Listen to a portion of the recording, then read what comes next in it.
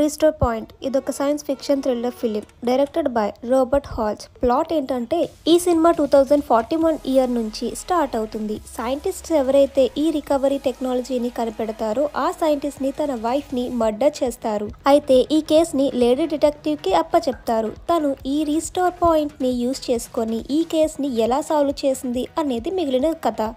Restore point అంటే ఇదొక technology. చనిపోయిన మనిషిని మళ్ళీ బ్రతికించి వాళ్ళ మెమొరీని కూడా వెనక్కి తీసుకొచ్చే రికవరీ టెక్నాలజీ. కానీ మనిషి ప్రతిరోజు ఈ రికవరీ పాయింట్ని యూజ్ చేసుకోవాలి.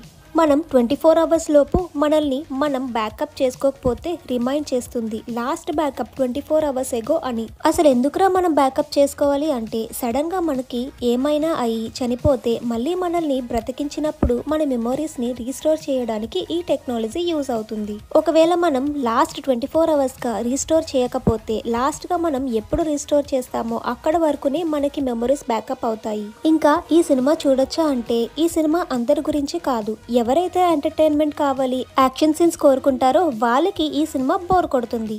వాళ్ళు మాత్రం ఈ సినిమాని స్కిప్ చేసేయండి.